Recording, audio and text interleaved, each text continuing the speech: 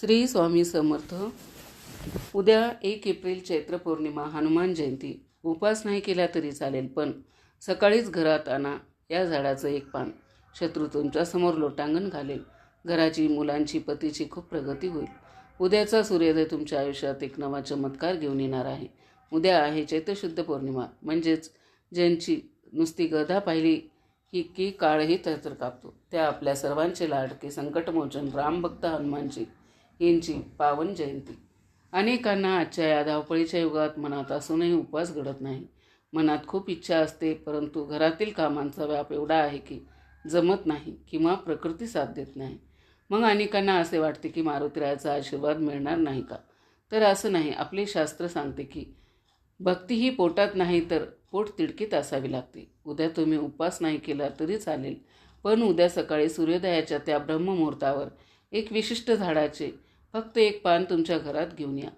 हे केवळ पान नाही तर साक्षात हनुमानजीचे कवच आहे. हे पान तुमच्या घरात आल्यानंतर अवघ्या 24 तासात तुमच्या आयुष्यातील ही जुनी गरिबी, तुमच्या मुलांना लागलेली नजर, तुमच्या घराला कुणाची तरी लागलेली ती करणी बाधा, नजर बाधा आणि वर्षानुवर्ष चालत आलेली इडापिडा जळून भस्म होईल. जे शत्रू आज तुमच्या प्रगतीवर जळतात ते शत्रू उद्या तुमच्यासमोर लोटांगण घालतील. तुमच्या पतीच्या व्यवसायात, नोकरीत अशी काही भरभराट होईल आणि तुमच्या मुलांची प्रगती पाहून जगाला आश्चर्य वाटेल की हे अचानक कसं झालं. हा उपाय नेमका काय आहे, ते झाड कोणतं आहे आणि त्या एका पाण्याने तुमचं नशीब कसं उजळणार आहे, अशी सर्व माहिती आपण आजच्या या व्हिडिओमध्ये ऐकणार आहोत. त्यासाठी व्हिडिओ शेवटपर्यंत नक्की ऐका आणि चॅनलवरती जर नवीन असाल तर चॅनलला सबस्क्राईब करा. चला तर मग व्हिडिओला सुरुवात करूया. चैत्र पौर्णिमा ही वर्षातील साधीसुधी पौर्णिमा नाही. शास्त्रात हिला महापौर्णिमा म्हटलं जातं, कारण याच दिवशी सूर्य आणि चंद्र अशा एक विशिष्ट कोनात येतात की पृथ्वीवर सात्विक ऊर्जेचा महापूर येतो. आणि याच पावन तिथीला जेव्हा नक्षत्राची स्थिती जुळून आली, तेव्हा साक्षात शंकराचे 11वे अवतार आणि भगवान विष्णूचे परमप्रिय भक्त हनुमानजी यांचा जन्म झाला. पण तुम्हाला असं एक गुपित माहिती आहे का, जे आजवर कोणीही तुम्हाला सांगितलं नसेल? उद्याच्या दिवशी निसर्गातील एक विशिष्ट झाडाची शक्ती 1000 पटीने वाढलेली असते. या झाडाचा एक छोटासा अंश, एक छोटं पानसुद्धा तुमच्या आयुष्यात असा काही चमत्कार घडून आणू शकतं की तुमचं नशीब रातोरात पलटू शकतं. घरात पैसा येतो, पण तो घरात एकच नाही. पैसा कुठे जातोय समजतच नाही. पतीने कितीही कष्ट केले, रात्रंदिवस एक केला, तरी घरात बरकत नाही. मुलं अभ्यासात हुशार आहेत, पण ऐन परीक्षेच्या वेळी त्यांच्या लक्षातच राहत नाही. घरात पाऊल ठेवलं की विनाकारण चिडचिड होतात. घरात सतत वादविवाद, भांडणी फ्रेश होत नाहीत. अगदी छोट्या छोट्या गोष्टीवरून घरातील व्यक्तीचे एकमेकाशी पटत नाही. घरातील व्यक्तीमध्ये एकोपा, प्रेम नाही. तर हे सगळं तुमच्या कष्टाची कमतरता आहे. तर ही तुमच्या घराला लागलेली इडापिडा आहे. कोणाची तरी वाईट नजर, कुणाचा तरी हेवा दावा किंवा तुमच्या घराभोवती असलेली नकारात्मक ऊर्जेचं वलय तुमच्या प्रगतीला साखळदंडासारखं जकडून ठेवते. तेव्हा बाहेरची एखादी वाईट शक्ती तुमच्या घरात येते, तेव्हा लक्ष्मी माता उंबरट्यावरूनच मागे फिरते. पण उद्या एक असं दिव्य पान आपल्या घरात आणायचं आहे, ज्याचा केवळ सुगंधाने आणि घरात असण्याने त्या सर्व वाईट शक्ती, तो लक्ष्मीचा वास आणि ती भयानक नजर बाधा तुमच्या घराबाहेर पळ काढतील. असं कोणतं झाड आहे ज्याची मुळाशी स्वतः भगवान विष्णू वास करतात आणि ज्याचं पानवरही हनुमानजींचा आशीर्वाद आहे? ज्या झाडाला पाहून साक्षात रामप्रभूसुद्धा प्रसन्न व्हायचे. मी कोणत्या झाडाबद्दल बोलत आहे? हे झाड तुमच्या घराच्या आसपासच आहे. पण उद्याच्या दिवशी याचं महत्त्व काय आहे हे ऐकून तुम्ही थक्क व्हाल.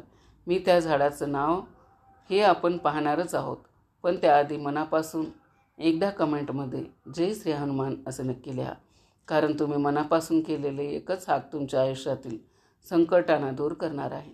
आता आपण जाणून घेऊया ते गुपित झाड आणि त्या एका पानाच्या अघोरीत संकटावर विजय मिळवून देणारा उपाय. आता त्या रहस्याचा उलगडा करण्याची वेळ आली आहे. ते दिव्य झाड दुसरं तिसरं कोणी नसून साक्षात मांगल्याचं प्रतीक असलेलं केळीचं झाड आहे. हो, तुम्ही बरोबर ऐकले. आपण अनेकदा केळीच्या झाडाची पूजा गुरुवारी करतो, पण हनुमान जयंतीला या झाडाचं महत्त्व काय आहे हे रहस्य आज आपण पाहणार आहोत. शास्त्रात अशी एक अत्यंत सुंदर कथा आहे. जेव्हा हनुमानजी लंकादहन करून आले तेव्हा त्यांच्या अंगाची लाही लाही होत होती. त्या उष्णतेने व्याकुळ झालेल्या मारुतीरायाला सर्वात जास्त शांतता आणि शीतलता कुठे मिळाली असेल तर ती म्हणजे कर्दळी वनात, अर्थात केळीच्या बागेत. हनुमानजींना केळी अत्यंत प्रिय आहे.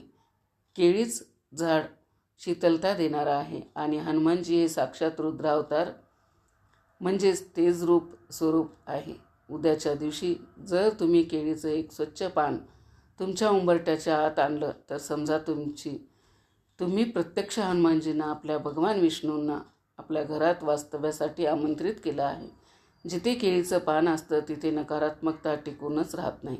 आता नीट ऐका, हा विधी तुम्हाला उद्या सकाळी करायचा आहे. उद्या सकाळी सूर्योदयाच्या वेळी किंवा सकाळी 10 वाजेच्या आत स्नान करून शुद्ध व्हा. शक्य असल्यास पिवळे किंवा लाल वस्त्र परिधान करा. त्यानंतर एका केळीच्या झाडाजवळ जा.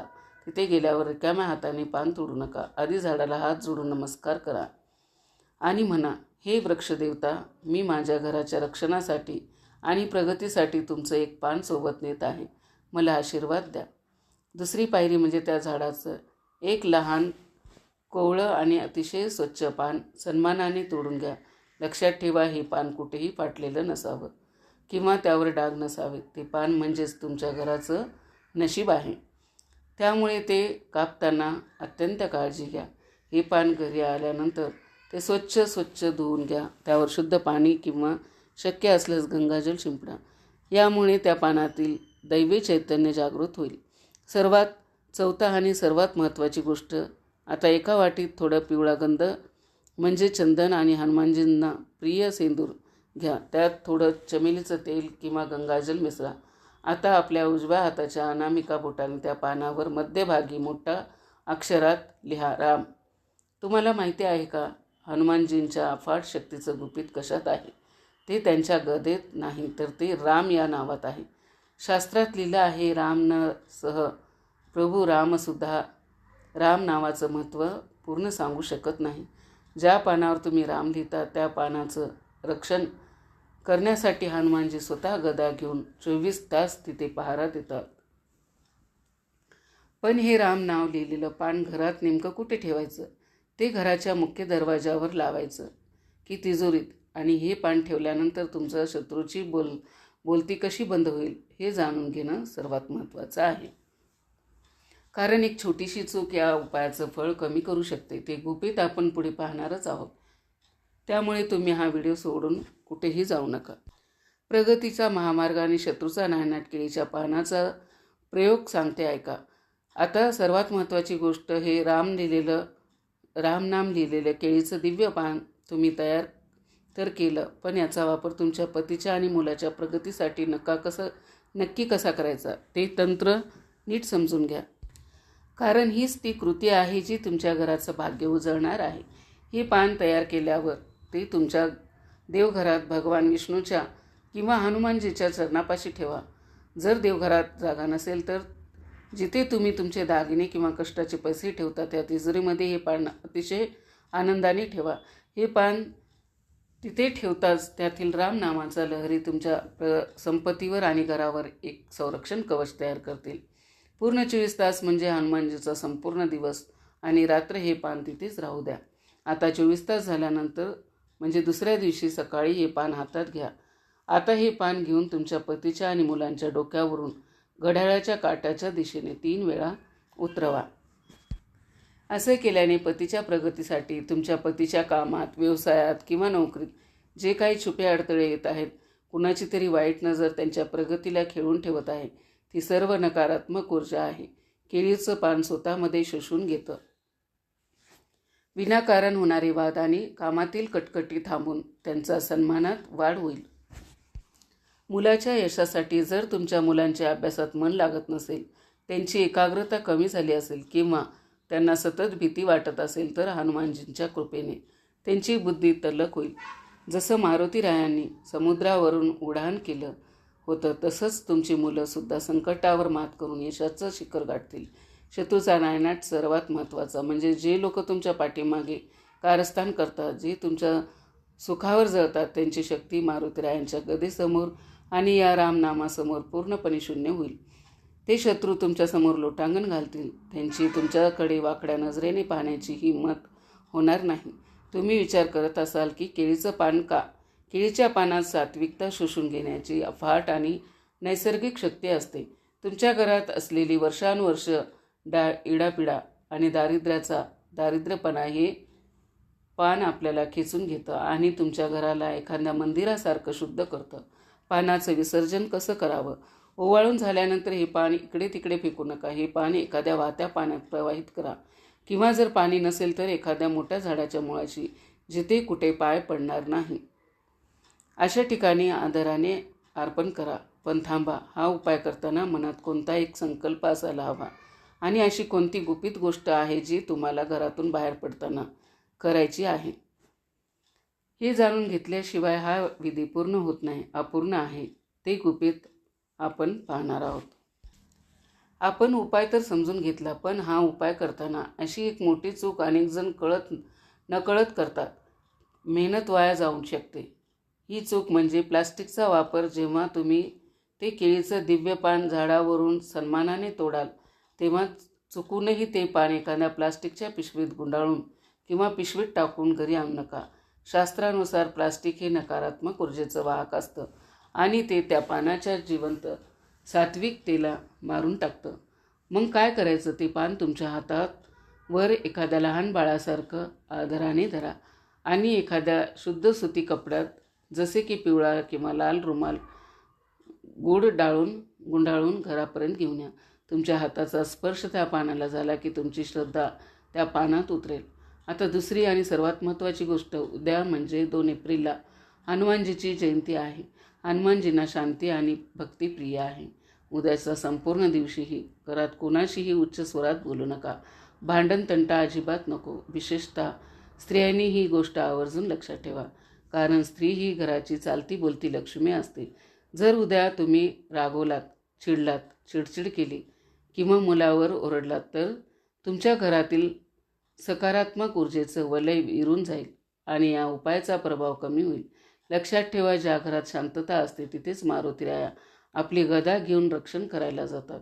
आणि आता सर्वात मोठी गोष्ट सांगते, ऐका. जेव्हा तुम्ही हे राम नाम लिहिलेलं केळीचं पान तुमच्या देवघरात किंवा तिजोरीत ठेवाल तर तुमच्या पुढच्या काही तासात तुम्हाला स्वतःला घरात एक विलक्षण आणि अनामिक शांतता जाणवेल. जणू काही तुमच्या घरातील इडापिडा निघून गेली आहे आणि साक्षात हनुमानजी गदा घेऊन तुमच्या मुख्य उंबरठ्यावर पहारा देत आहे. तुम्हाला असं वाटेल की आता तुमचं कुणीच वाकडं काहीच करू शकत नाही. हा अनुभव तुम्हाला उद्या नक्की येणार आहे.